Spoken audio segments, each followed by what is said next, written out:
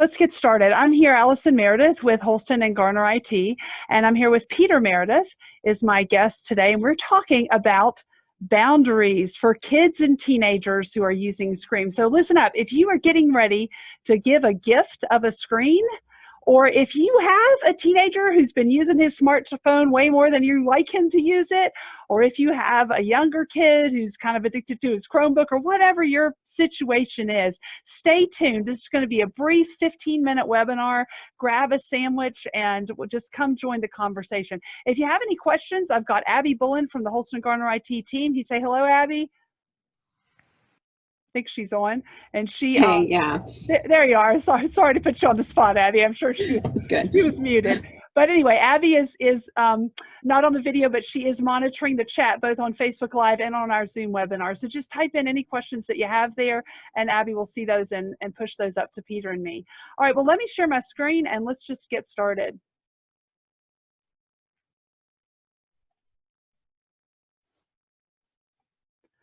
All right, so we're here on our second session of how to manage kids and screens. Yesterday, we talked about how to talk with kids and screens. And let me start with just a quick recap of what we talked about yesterday. We had Sylvia and Nick as our guests, and Peter's our guest today. So Peter, regarding getting your own mindset right, we talked yesterday about digital immigrants versus digital natives. Give us a overview of what that's all about. Sure. So digital is kind of a little bit of lingo that refers to the people who grew up with technology as children and the people who kind of started using technology much later in their life. So it is just two different perspectives. There's been a big shift in technological advancements in recent years. So it doesn't mean that your kids are wrong about their opinions on technology. They just have a much different perspective having grown up with it. Exactly. And so just don't assume that just because their perspective is different, it's wrong. So that's kind of the big idea of that. And then these second and third points, we talked at length about how to listen to your kids. And if you missed that, just go back and check that video out. It was just 15 minutes midday yesterday. You can find it on our Facebook page. But we want you as a parent, a grandparent, to own this second thing. You can inspire your kids. So it's not just listen to your kids, it's listen to your kids and figure out how to inspire them to want to share with you. So Peter, give us a little recap of those 2 points.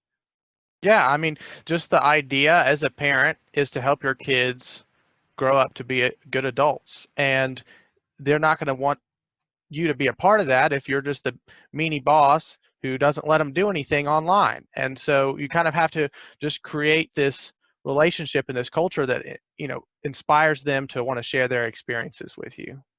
Outstanding. All right. And Peter, can you see my slides okay?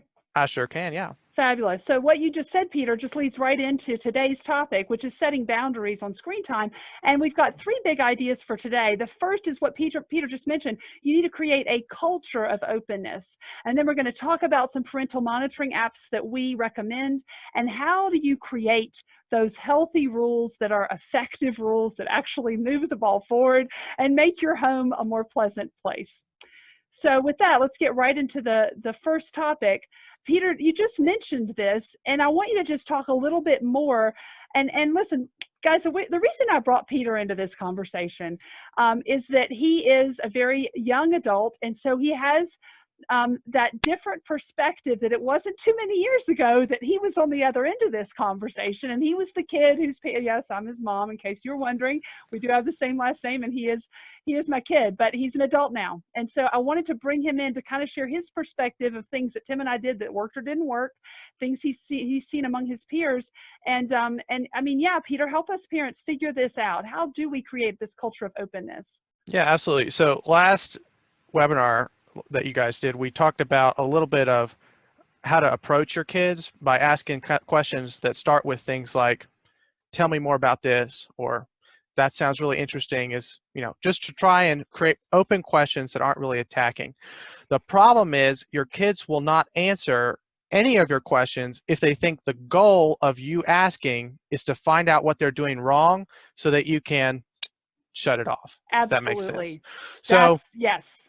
If it doesn't matter how good your questions are, if your kids think that you're just trying to take them off their screens or make them stop playing the video game, then they're not going to answer your question. So you have to you have to have a two-way relationship where you're not just trying to figure out what they're doing wrong and then preventing them. You can talk about things that are fun. There are a lot of video games that you can have a lot of fun conversations with your kids about that, and they could just be that, just fun conversations. There doesn't have to be a investigation to see if they're doing something bad, right? Right. If that's how you think of it, then your kid is going to see it as every single question my mom asks me is just an investigation to see what I'm doing wrong, and that's not a very healthy relationship.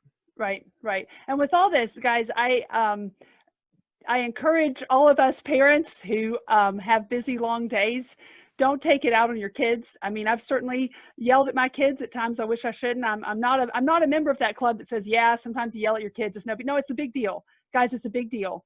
So when you lose your temper with your kids, I've done it, you need to repent. You need to go to your kid and say, I'm sorry. I mean, that wasn't at the top of my game. Now, maybe the reason you lost your temper was an issue that you need to address with your kid, okay? But one of the best pieces of advice I got as a young mom was from Tim's mom, my mother-in-law. And she said, and I appreciate the advice, she said, when you're mad, go hit something. Like she's like, but don't scream at your kids. Do whatever you need to do. Like, get out of the room.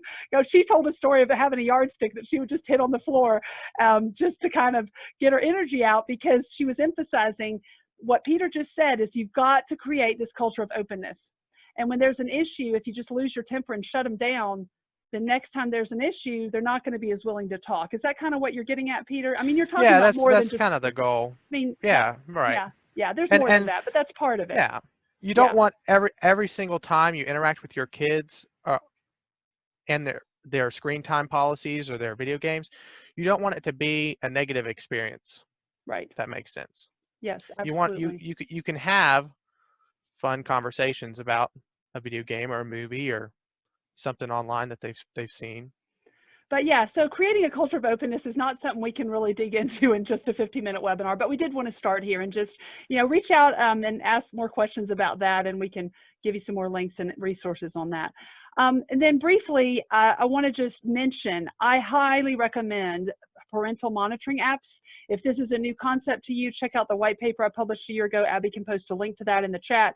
I'm guessing most of you know what I'm talking about. These are the two best ones. I've used both of these. There might be others that are good. These are the two best ones I've interacted with.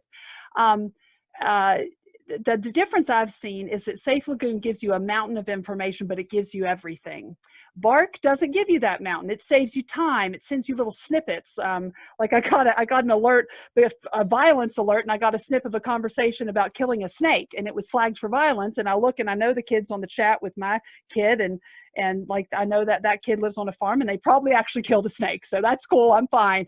But when in the past, when I've reached out to Bark to say, can I have that full conversation? The response is, well, no, that's your kid's private conversation. You need to get the password to your kid's device, which I have, which I recommend you also have. But it's just little bit of a different mindset there. But so overall, they're different things. I'm going to have Abby post in the chat a YouTube link to Kendra Fletcher's, this is Kendra Fletcher's YouTube channel. And she has posted, a year ago, she posted this wonderful review of Safe Lagoon. And here just 8 months ago, she posted a longer review of both Safe Lagoon and Bark. So I highly recommend you check those out. They are the best I've seen in terms of just getting into the weeds. How do you configure it? So do that. Let me pause here and say, Abby, are there any questions in the chat? Can you see the screen share is okay? Screen share looks good. I've got the link in the chat. Quick question. Someone's wondering if they don't know how to have those fun conversations with their kids about video games because they don't know anything about video games. So how would you guys recommend that they even start asking those questions? Fantastic question.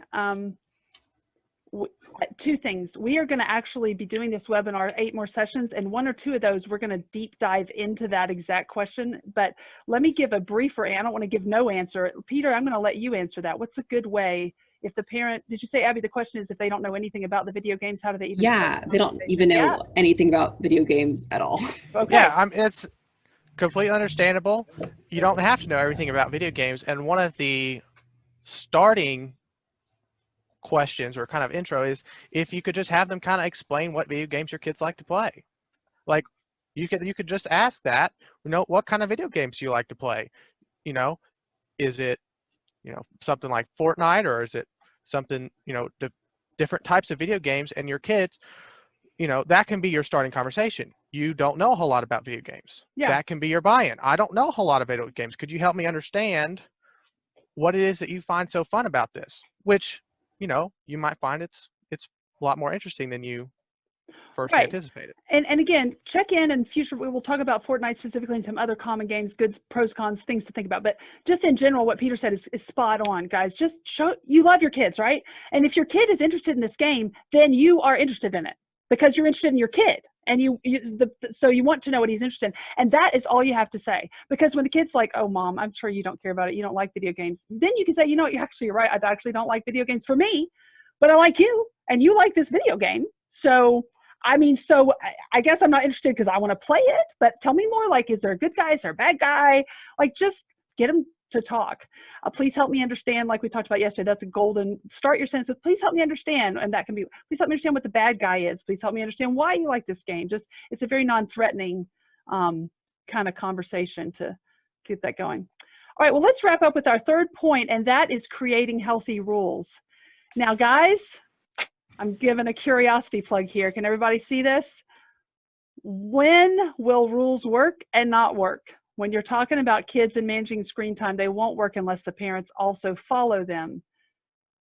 Now, we're not saying that parents are not parents. The parents are still the ones in charge. But I'm going to, again, punt to Peter. Peter, you can see this okay, right? And just kind of talk about what this absolutely. means. So, if you create rules about your screen time policies, your phone policies, your video game policies, if you create a rule and you as a parent don't follow the rule, then it doesn't work. Mm-hmm. And there are situations, and we'll talk about in just a minute, an example of one of those rules that can easily be broken by both the kid and the parent, and then how we can kind of mitigate that. And one of the best strategies I would say to creating good rules, which we'll talk about, is to have your kid, both your kid and you, come up with a rule and then talk about it. Talk about two different rules, one that your kid came up with and one that you came up with, and just make sure that it's clear, it's understandable, that everybody knows what the rule is, and that way you both follow it. So we have an example right here. You can play video games once your homework is done. Pause right here, because everybody just think for a minute. Doesn't this sound like a typical rule that maybe you've used before, or you've heard that your friends use with their kids? Right. Well, Peter and I were preparing for this, and certainly I have found this true in my own journey as a mom. This isn't good enough. This is going to cause me frustration. And Peter, I'm going to let you explain why it causes the mom frustration, and then we're going to show kind of how to edit it. And with all this, guys, what you need to have in your head is this is not a once and done. This is an ongoing journey. You have to actually spend brain power making this right, but all that brain power you spend on the front end is really going to pay off, and a little bit more peace in the home on the back end. Absolutely. So this is you can play video games once your homework is done is a very common fallback rule. I see a lot of my friends, their moms give them those rules, but it creates a lot of confusion. And you might think, well, where can this confusion be? Well, let's just start by brainstorming some ways we might be able to make this rule clearer, and then we can kind of break it apart and see how this mitigates this. So if we can make it clear by, you must show me all your completed homework before you can begin playing video games. So what this does is, it will happen. If you just stick with the first version, your kid will finish their homework, and then they'll start playing video games. And you come in, you're like, well, did you finish your homework? I can't show you right now. I'm playing my video games, right? That's what's going to happen. So if you make a rule like this, that's clearer, everybody understands you have to show me your homework before you can play your video games. But this rule is still not that good. Not as good, because here's the problem. You're a parent, you're busy, you don't have time to check everybody's homework. Not exactly, right? Not every time. Not every time. And so the kid walks up and then the kid's like frustrated because it's like, well, I'm waiting. It's my screen time, but it's your fault. It's not like your fault in a bad way. Maybe the mom's got an important call, but like, this is just it's bound to have some failure. So absolutely. So your kid will feel like it's not fair for them because you're not following your end of the rule by checking their homework. Might not even be, it doesn't have to be your fault. Things happen. So we could make this rule even a little better. Yeah, but saying, I want to underscore what you just said, Peter, is what's hidden here is a parental responsibility. Yes. So back when we're talking about the parents also following the rules, it's not so much like there's some third authority that parent and kid alike. I mean, certainly we can Right. talk about religion. It's It's more that yeah. there's going to be hidden in every rule. There's a parent's responsibility, and here it is in this rule. Yeah. And this is assuming the parent is available to look at it. And Right. that is not always going to happen. Okay, so look for those hidden assumptions about parental commitments and get them out of there every time you can. So explain how we got that. Right. So a great way to kind of mitigate this and to get a middle ground is before you start playing video games, you put all your completed homework in the special box or on mom's desk or wherever it is, wherever in your house, you find a place. So what that does, your kid can do their homework, then they can play their video games, but they put their homework in the same spot, so you can go and look at it if you need to, and it puts you as a parent in a less restrictive spot, and it enables the kid to also kind of have their own responsibility. They can kind of manage it on their own a little bit, and this is kind of underlines the whole goal of these rules, which is not to make a perfect rule, because that's impossible. As you know, as parents, you know that kids are little lawyers. They'll figure out how to game the system, how to, you know, change the rules. So the goal is not to fix everything. That's not the goal. We can't make a perfect rule, but we can make better rules that are clearer, that leave a lot more freedom for everybody to understand how it works. So our goal is to make good habits, and rules like this create good habits. Doing your homework before you do your video games, before you get online. Okay, that's kind of what we're trying to do, because they're not going to have Safe Lagoon on their phone forever. They're not going to have, you know, Bark their or parent anything on their watching behind their shoulder over the shoulder, for the rest of their life, right? That's not going to happen. So what we want to do is we want to create these rules that everybody understands, that the goal of the rule is not to make the perfect rule. The goal is to develop a good habit, right? And so for our previous rule, that habit was do your homework first. That was the habit. So whenever you're making a rule with your kid, you and the kid, you both can sit down and talk about what is the goal of this specific rule, right? We're going to make a rule. Maybe the goal, or maybe the rule, you want to limit how much they get on Facebook or Twitter or whatever social media. Okay, what would be the goal of that? Well, the goal, we don't want to be addicted to this Facebook and Twitter, right? That's our goal. So then you can make the rule and try and develop it to meet that goal, that habit that we're trying to develop, that they can then carry on for the rest of their life and interact with technology in a healthy way, rather than having it control them. Exactly. And listen, there's just so much more to talk about. And I want to remind you, we're going to do this 8 more times. We'll do it Tuesday, Wednesday of next week, and then Tuesday, Wednesday, Thursday of the following 2 weeks. We'll be bringing in some other digital natives like Peter, and also a few national experts on this topic. It's so important. And so please email me. Abby can put my email there in the chat. Email me your questions. And we'll talk more specifically what Peter was just talking about with social media, Twitter, Facebook. And of course, kids aren't on Facebook these days. They've got their own things, right? Band and others. So we're going to be talking at length about all that, but give us your questions and make sure we're answering those. But for today, just to wrap up, we're talking about creating that culture of openness. You've got to have that culture of openness, and that applies to your whole parent-child, parent-teen relationship. And there is no easy button. If you've picked up a parenting book that says there's an easy button, put it in the dumpster, because there is no easy button. All right. And it's a long slog, but isn't it worth it, guys? Isn't it a blessing to have children and to just grow your relationship with them? So create that culture of openness. Definitely use tools. In this age, you need tools. There are lots of great tools on the market to help you as a parent monitor what your kids are doing. Check out those video links Abby posted about how to configure those. And listen, if your kid is getting a present as a screen, sit down and say, look, let's just have a conversation. What are your ideas? Right, Peter? I mean, they're going to have ideas about, they don't want to play games all day. They might think they do, but as they grow up, they realize, well, no, I don't want to do that. And maybe your goal is you just don't want them always looking at their phone. Okay, so just talk openly and help get them be part of creating those rules, even as you're configuring Safe Lagoon or Bark or whatever it is you're configuring.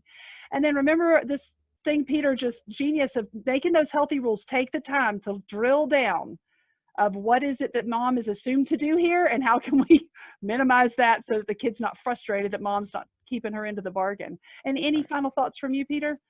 Yeah, we don't want it to be frustrating, which is almost how it always ends up. Mm-hmm. Parents frustrated because they don't understand how it works. The kids frustrated because their parents don't know how to communicate with them. So if you can even make that clear to your kid, it's harder if they're younger, but if they're in their teenage years, you can say, listen, I don't really know a whole lot about this world, this technology world that you're a part of, but I'm your mom, I'm your dad, I'm going to help you, and we're going to work through it. We're going to create this kind of healthy lifestyle that you can then carry on into your adult life. So yeah, it's just important to make sure that they understand that what you're doing is not the mean boss. You're not trying to kick them off. You're trying to help them grow. It's harder if they're younger. You can kind of be more of the mean boss. And you should be. When Yes. they're younger. Yes. Because that they're not developed to where they can start thinking about the higher level things. But for your teenagers, it's much easier if you stop being more of the mean boss and you be more of the, okay, let's work through this together. Absolutely. All right. So with that, join us next week on Tuesday, and we'll get back at some more topics on this. And thanks for coming today. Bye-bye. Bye.